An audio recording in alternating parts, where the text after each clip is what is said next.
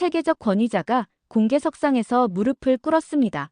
25년간 쌓아온 학문적 자존심이 단 한 마리의 개 앞에서 무너져 내린 거죠.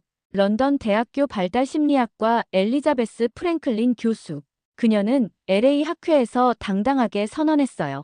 동물 매개 치료는 비과학적이다라고 말이죠. 특히 한국 진돗개가 자폐 아동을 치료했다는 소문을 두고 말도 안 되는 일화라며 코웃음 쳤습니다. 하지만 6년간 한마디도 못했던 미국 아이가 한국어로 첫 발화를 하는 순간을 목격하게 됩니다. 그것도 진돗개 몽글의 이름을 부르며 말이에요. 서구 의학으로도 해결하지 못한 문제를 한국의 개가 풀어낸 겁니다. 세계 언론이 기적의 KDOG라며 대서특필했고 WHO 전문가들까지 나서서 관심을 보였어요. 결국 그 교수는 전 세계 앞에서 고백했습니다. 나는 한국을 과소평가했다고 말이죠. 과연 한국 진돗개에게는 어떤 특별한 힘이 숨어 있는 걸까요? 혹시 여러분은 알고 계시나요? 한국 진돗개가 정말 특별한 치료 능력을 가지고 있다고 생각하신다면, 한국 최고, 그냥 우연의 일치였다고 생각하신다면 진도 최고를 댓글로 달아주세요. 서구 과학이 인정한 우리 진돗개의 놀라운 이야기가 지금 시작됩니다. 저는 런던 대학교에서 25년간 발달 심리학을 가르쳐온 엘리자베스 프랭클린입니다. 이번 LA 학회에서 제가 준비한 발표는 명확했죠. 동물 매개 치료라는 것이 얼마나 비과학적인지 증명하는 것이었습니다. 강단에 올라서며 자신감이 넘쳤어요. 수백 명의 전문가들 앞에서 제가 준비한 데이터를 펼쳐놓았죠. 동물과 인간의 상호작용이 치료적 효과를 낸다는 주장은 감정적 추측에 불과합니다. 과학적 근거가 터무니없이 부족해요. 청중들이 고개를 끄덕였습니다. 역시 제 말이 맞다는 표정이었죠. 그런데 질의응답 시간에 예상치 못한 일이 벌어졌어요. 한 남성이 일어섰습니다. 토마스 리라고 소개한 그는 지역 기자였어요. 교수님, 그렇다면 직접 확인해 보시겠습니까? 무슨 소리인지 모르겠다고 답했죠. 그러자 그가 웃으며 말했습니다. 바로 여기 LA에 한국 진돗개가 자폐 아동의 말문을 열었다는 사례가 있거든요. 아이는 6년간 한마디도 못했는데 그 개와 만난 후 처음 말을 했다고 하네요. 순간 웅성거림이 일었습니다. 저는 당황했어요. 그런 일화성 사례로는 과학적 증명이 불가능합니다. 그럼 직접 가보시죠. 교수님의 권위로 정확히 검증해 주시면 어떨까요? 혹시 틀릴 수도 있겠지만요. 토마스의 목소리에 조롱기가 섞여 있었습니다. 학회장이 술렁였어요. 동료들의 시선이 저를 향했죠. 이런 상황에서 거부한다면 제 권위에 금이 갈 것 같았습니다. 아니, 사실은 화가 났어요. 25년간 쌓아온 학문적 성취를 한국계 따위로 도전받다니. 좋습니다. 직접 확인해 보겠어요. 제가 답했을 때 박수가 터졌습니다. 하지만 속으로는 이미 결론을 내린 상태였죠. 한국이라는 나라 자체가 학문적으로 미흡하다고 생각했거든요. 일본 유학 시절 한국 학자들을 만났을 때도 그들의 연구 수준이 아쉬웠던 기억이 있었습니다. 학회가 끝나고 숙소로 돌아가는 길, 저는 이미 머릿속으로 반박 논리를 준비하고 있었어요. 과학은 감정이 아닌 데이터로 말해야 하니까요. 내일 그 현장에 가서 정확히 증명해 보겠다고 다짐했습니다. 한국계 따위가 치료 효과를 낼 리 없다는 걸 말이죠. 다음 날 오후, 저는 LA 한인타운 근처 주택가에 도착했습니다. 토마스가 알려준 주소를 찾아가니 깔끔한 2층 주택이 보였어요. 문 앞에 서자 긴장이 되더군요. 하지만 이미 학회에서 공언한 일이라 되돌아갈 수는 없었죠. 초인종을 누르자 동양인 여성이 나왔습니다. 윤지한이라고 자신을 소개한 한국계 미국인이었어요. 정중하게 인사하며 거실로 안내해 주었습니다. 거실로 들어가니 금발의 백인 여성이 어린 남자아이와 함께 앉아 있었습니다. 소피아 밀러였죠. 그녀가 품에 안고 있는 아이가 바로 이안이었어요. 엄마의 표정에는 절박함이 가득 배어 있었습니다. 그런데 제 시선을 사로잡은 건 거대한 흰색 개였습니다. 진돗개라고 했던 그 몽글이었죠. 생각보다 훨씬 컸어요. 아이 곁에 조용히 누워 있었지만 경계심 어린 눈빛으로 저를 바라보고 있었습니다. 창가에서 갑자기 목소리가 들렸어요. 이웃집 중년 여성이 창문을 열고 고개를 내밀었습니다. 메리 피터슨이라고 소개한 그녀는 걱정스러운 표정이었어요. 자폐 아이 옆에 저렇게 큰 개를 두는 것이 위험하다고 줄곧 반대해왔다는 이야기였습니다. 소피아가 한숨을 쉬며 설명했어요. 몽글은 절대 해치지 않는다고, 오히려 이안을 보호해주고 있다고 말이죠. 하지만 메리는 개는 개라며 언제 변할지 모른다고 목소리를 높였습니다. 저는 속으로 메리의 말에 동조했습니다. 과학적으로 봐도 대형견이 예측 불가능한 행동을 할 위험성은 분명히 존재하니까요. 윤지가 자랑스럽게 몽글을 소개했어요. 이 개는 다르다고, 진돗개는 한국에서도 특별한 개로 여겨진다고 말했습니다. 저는 차분히 관찰했어요. 아이는 바닥에 앉아 장난감을 만지작거리고 있었고, 개는 그 옆에서 움직이지 않고 있었죠. 특별할 게 뭐가 있나 싶었습니다. 그때였어요. 갑자기 밖에서 잔디깎기 소리가 크게 울렸습니다. 이안이 깜짝 놀라며 몸을 떨기 시작했어요. 장난감을 던지고 바닥에 엎드려 머리를 감쌌죠. 소피아가 다급히 달려들었지만 아이의 몸부림은 더 심해졌습니다. 메리가 창밖에서 소리쳤어요. 저런 상황에서 개가 어떻게 도움이 된다는 거냐고 말이죠. 그런데 놀라운 일이 벌어졌습니다. 몽글이 조용히 일어나 아이 곁으로 다가갔어요. 그리고는 아이 옆에 엎드려 자신의 몸으로 이안을 부드럽게 감쌌죠. 순간 현장의 공기가 바뀌었습니다. 아이의 떨림이 완전히 멈췄습니다. 몽글의 따뜻한 몸에 감싸인 이안은 마치 깊은 잠에 빠진 것처럼 고요해졌어요. 잔디깎기 소리는 여전했지만 더 이상 아이에게 공포의 대상이 아니었습니다. 소피아가 눈물을 글썽이며 말했어요. 이런 일은 처음이에요. 보통이라면 1시간은 울었을 텐데. 그녀의 목소리에는 희망이 가득했습니다. 윤지도 감격한 표정이었어요. 교수님, 보셨죠? 몽글이 어떻게 아이를 진정시키는지. 하지만 저는 냉정함을 유지하려 했습니다. 이건 단순한 우연일 가능성이 높아요. 개의 체온이 아이에게 물리적 안정감을 준 것일 뿐입니다. 제 목소리는 의도적으로 차갑게 들렸어요. 소피아가 고개를 저었습니다. 아니에요, 교수님. 저는 6년 동안 이 아이를 키워왔어요. 온갖 치료를 시도해봤지만 아무것도 통하지 않았거든요. 감정적으로 판단하시는 것 같네요. 과학은 객관적 데이터로 말해야 합니다. 저는 단호하게 답했어요. 그런데 속으로는 무언가 흔들리고 있었습니다. 25년간 학문을 해오면서 이런 광경은 처음 보았거든요. 아이가 개의 품에서 보인 평온함은 정말 특별해 보였어요. 윤지가 차분히 말했습니다. 교수님, 저희에게는 처음 온 희망이에요. 데이터로는 설명할 수 없겠지만 변화는 분명해요. 저는 머릿속으로 반박 논리를 찾고 있었어요. 플라시보 효과일 수도 있고 단순한 감각적 자극에 의한 일시적 반응일 수도 있었죠. 하지만 몽글이 아이를 바라보는 그 눈빛은 뭔가 달랐습니다. 마치 아이의 마음을 읽고 있는 것 같았어요. 메리도 창가에서 조용해졌어요. 아까와 달리 더 이상 반대 의견을 내지 않았습니다. 소피아가 조심스럽게 말했어요. 교수님도 아이가 있으시나요? 저는 고개를 저었습니다. 그럼 모르실 거예요. 엄마가 자식의 변화를 느끼는 직감을 말이에요. 감정의 착각일 수 있어요. 제가 답했지만 목소리에 확신이 부족했습니다. 몽글은 여전히 이안을 감싸고 있었어요. 개의 호흡이 아이의 호흡과 맞춰지는 것 같았습니다. 신기하게도 둘의 심장 박동이 비슷한 리듬을 만들어내고 있었어요. 윤지가 부드럽게 설명했습니다. 진돗개는 원래 사람의 마음을 잘 읽어요. 특히 어려움에 처한 사람을 보호하려는 본능이 강하죠. 저는 여전히 회의적이었습니다. 하지만 눈앞의 장면을 완전히 무시하기는 어려웠어요. 학자로서 모든 가능성을 열어두고 관찰해야 한다는 생각이 들었죠. 소피아가 눈물을 닦으며 말했어요. 이 아이가 이렇게 평온한 모습을 보인 건 정말 오랜만이에요. 제 마음 한구석에서 작은 균열이 생기기 시작했습니다. 이틀 후, 저는 다시 학회 발표장에 서 있었습니다. 이번에는 몽글 사건에 대한 제 견해를 밝히는 자리였어요. 청중석에는 기자들과 동료 교수들이 가득 앉아 있었죠.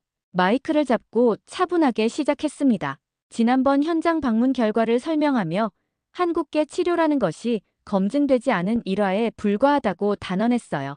개의 체온과 물리적 접촉이 일시적 안정감을 준 것은 맞지만 이것이 치료 효과라고 단정할 수는 없다고 강조했죠. 청중들이 웅성거렸어요. 토마스가 앞자리에 앉아 의미심장한 웃음을 지었습니다. 제 목소리는 점점 더 단호해졌어요. 과학은 감정이 아닌 데이터로 말해야 한다고 반복했죠. 그때 뒤쪽 문이 열렸어요. 소피아와 윤지가 들어왔습니다. 소피아의 얼굴은 창백했고 윤지는 실망한 표정이었어요. 예상치 못한 상황이었죠. 소피아가 손을 들며 발언권을 요청했습니다. 교수님, 저는 그 아이의 엄마입니다. 6년 동안 아무 말도 하지 못했던 제 아들이 변했어요. 저는 여전히 냉정했습니다. 그것은 일시적인 현상일 수 있다고 답했어요.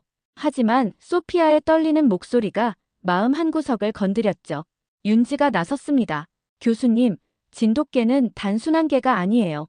한국의 혼이 담긴 특별한 존재입니다. 내심 화가 났어요. 과학적 근거 없는 감정적 주장이라고 일축했습니다. 개는 개일 뿐이라고 단호하게 말했죠. 청중석에서 수군거림이 일었어요. 일부는 제 편에 서는 것 같았지만 다른 일부는 두 여성에게 공감하는 분위기였습니다. 소피아가 울먹이며 말했어요. 교수님은 절망하는 엄마의 마음을 모른다고 했죠. 그 순간 저는 불편함을 느꼈습니다. 제 말이 너무 차갑게 들렸나 하는 생각이 들었어요. 하지만 학자로서 객관성을 유지해야 했습니다. 개인적 감정과 과학적 사실은 구분해야 한다고 다시 강조했어요. 토마스가 일어나 더 오래 관찰해보라고 제안했지만 저는 이미 결론을 내렸다고 답했습니다. 한 기자가 날카로운 질문을 던졌어요. 혹시 선입견이 판단을 흐린 것은 아니냐고, 한국에 대한 편견으로 동양 문화를 과소평가하는 것은 아니냐고 물었습니다. 순간 학 회장이 조용해졌어요. 저는 얼굴이 붉어지는 것을 느꼈습니다.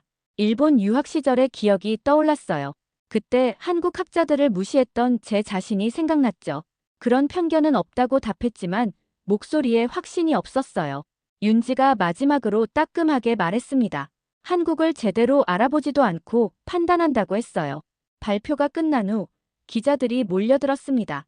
기적의 개, 한국 진돗개의 신비 같은 제목들이 이미 나오고 있었어요. 사건이 사회적 이슈로 번지고 있었습니다. 저는 혼란스러웠어요. 그날 밤은 LA에 엄청난 폭우가 쏟아졌습니다.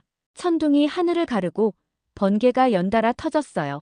저는 호텔에서 내일 귀국 준비를 하고 있었는데 윤지에게서 급한 전화가 왔습니다. 교수님, 지금 당장 오실 수 있나요? 이안이 심한 발작을 일으키고 있어요. 저는 망설였습니다. 이미 결론을 내린 사건이었고 더 이상 관여하고 싶지 않았거든요.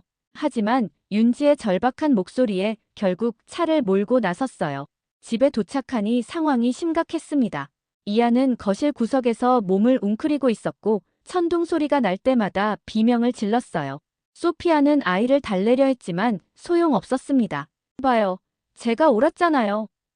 메리가 창밖에서 소리쳤어요. 폭풍 속에서 개가 무슨 도움이 된다는 거예요? 소피아가 눈물을 흘리며 답했습니다. 몽글이 없었다면 더 심했을 거예요. 평소보다는 나아졌다고요. 저는 객관적으로 상황을 관찰했어요.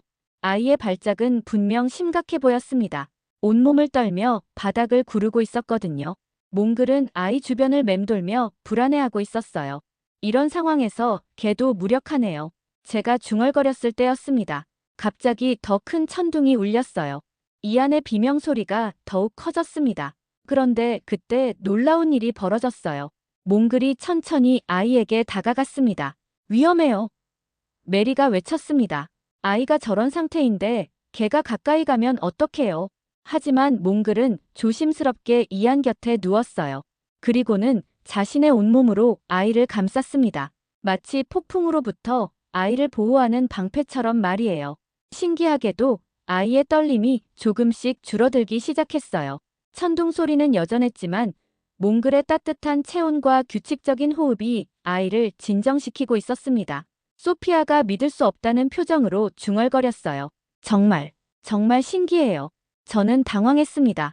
어제까지만 해도 우연이라고 생각했는데 똑같은 일이 또 벌어진 거예요. 더구나 이번에는 훨씬 더 극한 상황에서 말이죠. 윤지가 조용히 말했습니다.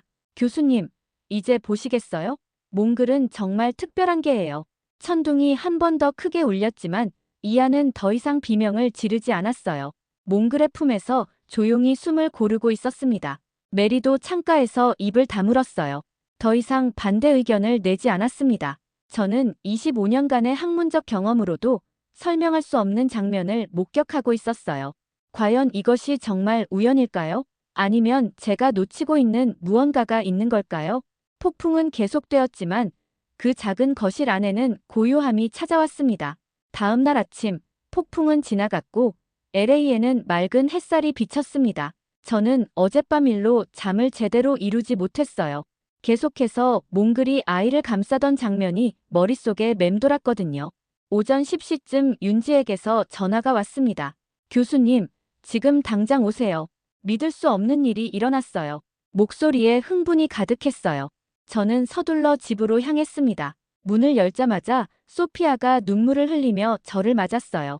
하지만 어제와 달리 그 눈물은 기쁨의 눈물이었습니다. 거실에서 이안이 몽글과 함께 앉아 있었어요. 평소와 다른 점이 하나 있었다면 아이가 몽글을 바라보는 시선이 더욱 집중되어 있었다는 것이었죠. 교수님, 들어보세요. 윤지가 조용히 말했어요. 그때였습니다. 이안이 작고 분명한 목소리로 말했어요. 몽글. 저는 귀를 의심했습니다. 6년간 한마디도 하지 못했던 아이가 말을 한 거예요. 그것도 한국어로 말이죠. 다시 한번 해봐, 이안. 소피아가 떨리는 목소리로 부탁했어요. 아이가 몽글을 쓰다듬으며 다시 말했습니다. 몽글, 몽글. 제 머리가 하얗게 변했어요.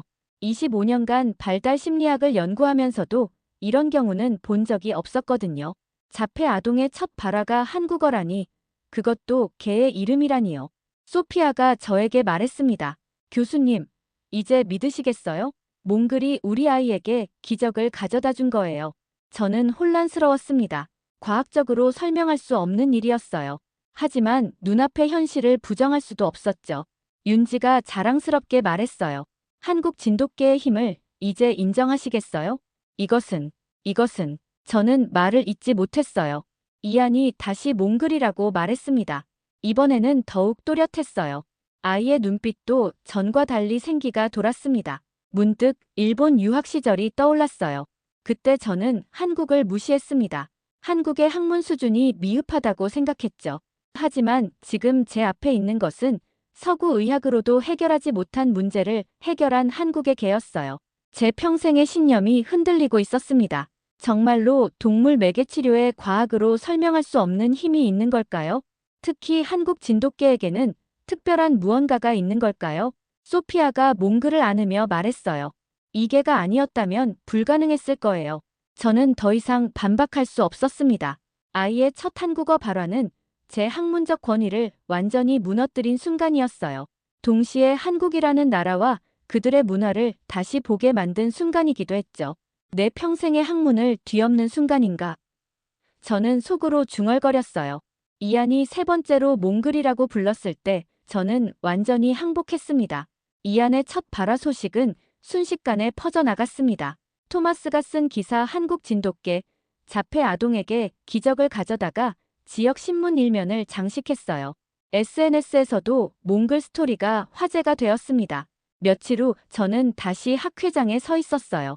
하지만 이번에는 완전히 다른 내용을 발표하기 위해서였죠. 청중석은 지난번보다 더 많은 사람들로 가득 찼습니다. 저는 공개적으로 사과하고 싶습니다. 제가 마이크를 잡고 시작했어요. 한국 진돗개 몽글의 치료 효과를 과소평가했습니다. 청중석에서 웅성거림이 일었어요. 토마스는 만족스러운 표정을 지었습니다. 6년간 말을 하지 못했던 자폐 아동이 한국어로 첫 발화를 했습니다. 이는 과학적으로 설명하기 어려운 현상이지만 부정할 수 없는 사실입니다. WHO에서 파견된 전문가가 질문했어요. 그럼 교수님께서는 동물 매개 치료의 효과를 인정하시는 건가요? 특히 한국 진돗개의 경우에는 그렇습니다. 저는 단호하게 답했어요. 제가 한국을 과소평가했던 것 같습니다. 그때 뒷문으로 소피아와 윤지가 들어왔어요. 소피아는 이번에는 환한 미소를 지었고 윤지는 자랑스러운 표정이었습니다. 소피아가 발언권을 요청했습니다. 교수님께 감사드려요. 처음에는 저희를 믿지 않으셨지만 결국 진실을 받아들여 주셨네요. 윤지도 고개를 끄덕였어요. 한국 진돗개의 특별함을 인정해 주셔서 고맙습니다. 학회가 끝난 후 기자들이 몰려들었어요. 이번에는 권위자의 극적 인정이 헤드라인이 되었습니다. 국제학술지에서도 몽글 사례에 관심을 보이기 시작했어요. 그날 저녁 메리가 찾아왔습니다. 그녀는 어색한 표정으로 말했어요. 교수님, 저도 사과해야겠어요. 몽글을 위험하다고 생각했는데 제가 틀렸네요. 괜찮습니다. 저도 편견을 가지고 있었으니까요. 메리가 고개를 숙였어요. 이제 보니 정말 특별한 개더라고요. 우리 동네에 이런 기적이 일어날 줄 몰랐어요. 며칠 후 한국 언론에서도 이 소식을 대대적으로 보도했습니다. 미국에서 인정받은 진돗개의 힘세계가 주목한 K-DOG 같은 제목들이 쏟아졌어요. 대학 동료들도 제게 연락을 해왔습니다. 처음에는 의아해했지만 점차 관심을 보이기 시작했어요. 한국 진돗개를 활용한 동물 매개치료 연구를 제안하는 교수들도 생겼습니다. 저는 변화하고 있었어요. 25년간 고수해온 신념을 바꾸는 것은 쉽지 않았지만 진실 앞에서는 겸손해질 수밖에 없었죠. 윤지가 전화로 말했어요. 교수님, 한국에 한번 오셔서 진돗개들을 직접 보시면 어떨까요? 그러고 싶네요. 제가 한국에 대해 너무 모르고 있었던 것 같아요. 이안의 기적은 단순히 한 아이의 변화가 아니었습니다. 편견으로 가득했던 제 마음을 바꾼 사건이었어요. 한국이라는 나라와 그들의 문화를 새롭게 보게 만든 계기였죠. 세상이 몽글을 인정하기 시작했고 저도 그 일부가 되었습니다. 귀국을 하루 앞둔 날, 저는 마지막으로 몽글을 만나러 갔습니다. 지난 일주일 동안 제 안에서 일어난 변화를 정리하고 싶었어요. 25년간 쌓아온 신념이 무너지는 경험은 쉽지 않았거든요.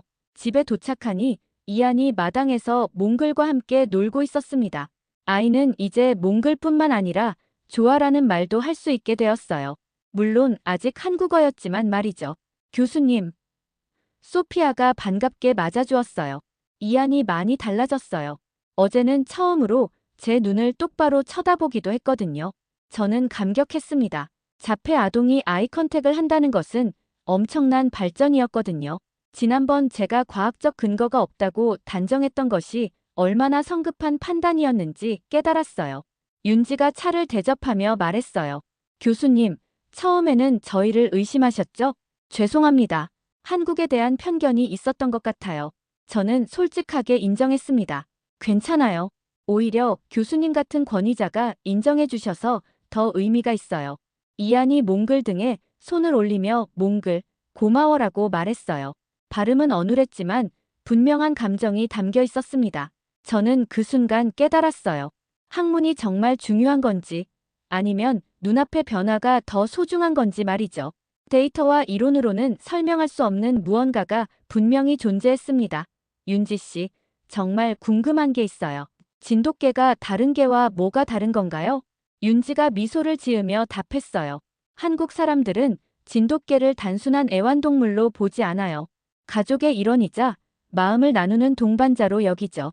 그런 문화가 개에게도 영향을 준 것 같아요. 소피아도 고개를 끄덕였습니다. 정말 그런 것 같아요. 몽글은 이안의 마음을 읽는 것 같거든요. 저는 몽글을 바라보았어요. 개는 여전히 차분한 눈빛으로 이안을 지켜보고 있었습니다. 마치 아이의 보호자 같았어요. 이제 한국을 다른 시각으로 보게 될 것 같아요. 제가 중얼거렸을 때 윤지가 말했습니다. 교수님, 꼭 한국에 오세요. 더 많은 진돗개들을 보시면 놀라실 거예요. 그래야겠어요. 제가 너무 편협했던 것 같습니다. 해가 질 무렵 저는 작별 인사를 했습니다. 이안이 몽글, 잘 가라고 말하는 것을 들었어요. 아이는 이제 간단한 인사말도 할 수 있게 되었습니다. 공항으로 가는 차 안에서 저는 생각했어요. 런던으로 돌아가면 동료들에게 무엇을 말해야 할까요? 한국 진돗개의 치료 효과를 공식적으로 연구해봐야겠다는 생각이 들었습니다. 비행기에 오르면서 저는 다짐했어요. 앞으로는 섣부른 판단을 하지 말자고. 특히 다른 문화에 대해서는 더욱 겸손한 자세를 가져야겠다고 말이죠. 창밖으로 LA의 야경이 보였어요. 그 어딘가에서 몽글이 이안을 지키고 있을 거라는 생각에 마음이 따뜻해졌습니다. 나는 한국을 새롭게 보았습니다. 그리고 그것은 제 인생의 전환점이 되었습니다. 한국 진돗개 몽글이 보여준 기적 같은 이야기 어떠셨나요? 우리나라의 소중한 문화유산인 진돗개가 전 세계에 감동을 선사한 이 실화를 통해 다시 한번 우리 것의 소중함을 느껴보시길 바랍니다. 이런 감동적인 이야기를 더 보고 싶으시다면 구독과 좋아요 꼭 눌러주세요. 여러분의 작은 관심이 더 많은 좋은 콘텐츠를 만드는 힘이 됩니다. 다음에도 더욱 흥미진진한 이야기로 찾아뵐게요. 여기까지 함께 해주셔서 감사합니다.